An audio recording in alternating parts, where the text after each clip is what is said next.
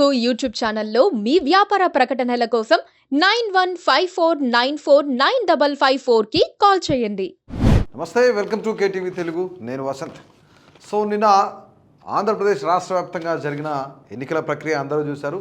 ఇక రాష్ట్రంలో ఏ జిల్లాలో ఎవరెవరికి ఎన్నెన్ని స్థానాలు వచ్చాయో మనం ఒకసారి క్లియర్ కట్గా చూద్దాం.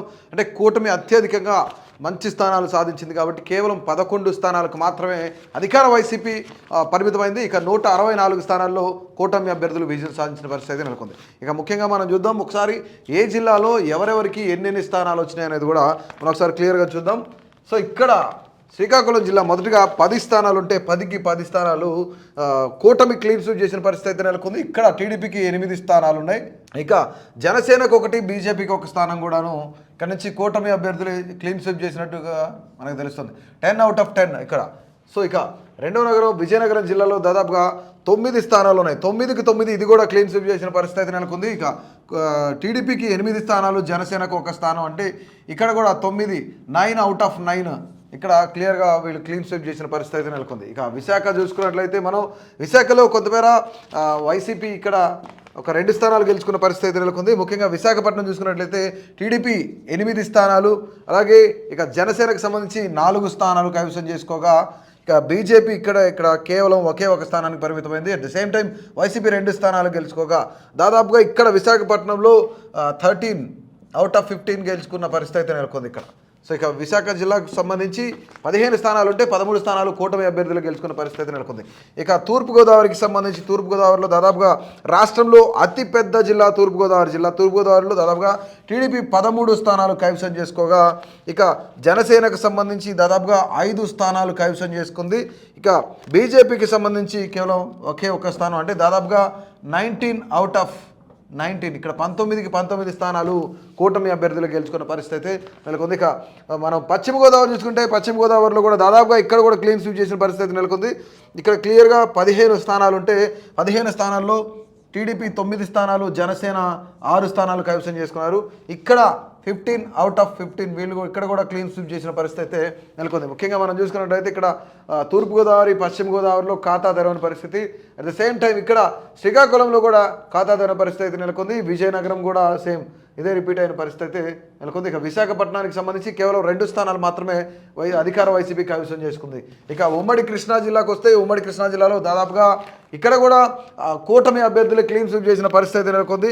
కృష్ణా జిల్లా మనం చూసుకున్నట్లయితే తెలుగుదేశం పార్టీ 13 స్థానాలు కైవసం చేసుకోగా ఇక జనసేన 1 స్థానం గెలుచుకుంది. ఇక బీజేపీ 2 స్థానాలు గెలుచుకోగా ఇక్కడ కూడాను 16 out of 16 ఇక్కడ కూడా క్లీన్ స్వీప్ చేసిన పరిస్థితి నెలకొంది. ఉమ్మడి కృష్ణా జిల్లాలో అధికార వైసీపీ 1 స్థానం అంటే 1 స్థానం కూడా గెలవలేదు. ఇక్కడ కూడా కొంతమేర ఎదురుదెబ్బని చెప్పుకోవాలి. ఇక గుంటూరుకు సంబంధించి దాదాపుగా గుంటూరు జిల్లా కూడా క్లీన్ స్వీప్ చేసిన పరిస్థితి నెలకొంది. కూటమి దాదాపుగా 16 స్థానాలు తెలుగుదేశం పార్టీ గెలుచుకోక ఒకే 1 స్థానం జనసేన కైవసం చేసుకుంటే ఇక్కడ కూడా 17కు 17 స్థానాలు కూడాను ఇప్పుడు ప్రతిపక్షంలో ఉన్న కూటమి గెలుచుకున్న పరిస్థితి నెలకొంది. ఇక ప్రకాశం జిల్లా ఒకసారి చూద్దాం. ప్రకాశం జిల్లాలో దాదాపుగా 12 స్థానాలు ఉన్నాయి. 12 స్థానాల్లో తెలుగుదేశం పార్టీ 10 స్థానాలు కైవసం చేసుకోక ఇక బీజేపీ కానీ జనసేన కానీ ఇక్కడ అంతమేర ఖాతా ఓపెన్ చేయని పరిస్థితి. ఇక వైసీపీ 2 స్థానాలు గెలుచుకుంది. ఇక కూటమి ఇక్కడ 10 గెలుచుకుంది. 12 స్థానాల్లో 10 స్థానాలు గెలుచుకుంది కూటమి ఇక్కడ మనం చూసుకున్నట్లయితే. సో ఇక్కడ మనం చూద్దాం. ఇక్కడ నెల్లూరుకి సంబంధించి దాదాపుగా 10 స్థానాలు ఉన్నాయి. 10 స్థానాల్లో నెల్లూరు కూటమి 10 స్థానాలకు 10 స్థానాలు. అంటే ఇక్కడ మొత్తం పూర్తిగా 10 స్థానాలు కూడా తెలుగుదేశం పార్టీ నేతలే పోటీ చేసిన పరిస్థితి నెలకొంది. ఇక 10 out of 10 అనుకోవచ్చు మనం. ఇక్కడ ఈ 10 స్థానాలకు 10 స్థానాలు కూడాను నెల్లూరులో కూటమి అభ్యర్థులు గెలుచుకున్న పరిస్థితి నెలకొంది. ఇక ఒక్కసారి చిత్తూరు జిల్లా చూసినట్లయితే చిత్తూరు జిల్లాలో తెలుగుదేశం పార్టీకి 11 స్థానాలు, జనసేనకు 1 స్థానం, ఇక అధికార వైసీపీ 2 స్థానాలు గెలుచుకున్న పరిస్థితి నెలకొంది. ఇక్కడ దాదాపుగా 12 స్థానాలు కూటమి గెలుచుకున్న పరిస్థితి నెలకొందన్నమాట. చిత్తూరు జిల్లాలో కేవలం 2 స్థానాలకు మాత్రమే అధికార వైసీపీ పరిమితమైందని చెప్పుకోవచ్చు. ఇక అనంతపురం చూద్దాం. అనంతపురంలో కూడా దాదాపుగా 14 స్థానాలు ఉన్నాయి. 14 స్థానాల్లో 13 టీడీపీ గెలుచుకోగా ఒకే 1 స్థానం బీజేపీ గెలుచుకున్న పరిస్థితి నెలకొంది. ఇక్కడ కూడా 14 out of 14 కూటమి గెలుచుకున్న పరిస్థితి నెలకొందనమాట. ఇక కడప జిల్లా అధికార పార్టీకి సొంత జిల్లా అని చెప్పుకోవచ్చు. జగన్మోహన్ రెడ్డి సొంత జిల్లా అని చెప్పుకోవచ్చు. కడపలో దాదాపుగా టీడీపీ 5 స్థానాలు అంటే 10 స్థానాల్లో టీడీపీ 5 స్థానాలు కైవసం చేసుకోక at the same time BJP Janasena 1 స్థానం, బీజేపీ 1 స్థానం, జనసేన ఒకటి, బీజేపీ ఒకటి, అధికార వైసీపీ 3 స్థానాలు. అంటే ఇక్కడ దాదాపుగా 7 స్థానాలు కూటమి గెలుచుకుంది. అంటే అది సొంత జిల్లా, జగన్మోహన్ రెడ్డి సొంత జిల్లాలో కూడాను కూటమే ఎక్కువ స్థానాలు గెలుచుకున్నట్లు కూడా చాలా క్లియర్గా అర్థమవుతుంది మనకి. కేవలం 3 స్థానాలతో వైసీపీ ఇక్కడ పరిమితమైందని కూడా చెప్పుకోవచ్చు.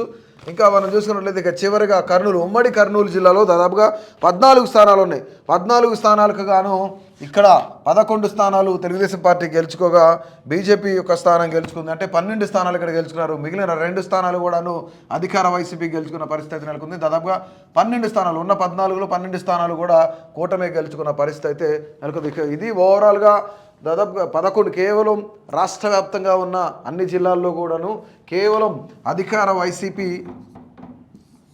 11 స్థానాలకు మాత్రమే పరిమితమైంది. ఇక్కడ ఇక మిగిలిన 164 స్థానాల్లో కూటమి అభ్యర్థులు ఎవరైతే ఉన్నారో వాళ్ళందరూ కూడాను సత్తా చాటిన పరిస్థితి నెలకొంది. కూటమి అభ్యర్థులు 164 స్థానాల్లో గెలిచిన పరిస్థితి అయితే నెలకొంది. ఇక్కడ ముఖ్యంగా కీ రోల్ పోషించిన జనసేన పార్టీ ఇక్కడ ఏదైతే కూటమికి ఆ కూటమి పొత్తుని ఏర్పరచడానికి ముఖ్యంగా పవన్ కళ్యాణ్ కానివ్వండి, జనసేన కానివ్వండి ఇక్కడ తోడ్పాటు అయితే చాలా ఎక్కువ అని చెప్పుకోవచ్చు. ముఖ్యంగా వాళ్ళు పోటీ చేసిన 21 స్థానానికి 21 స్థానం జనసేన గెలుచుకుంది ఇక్కడ.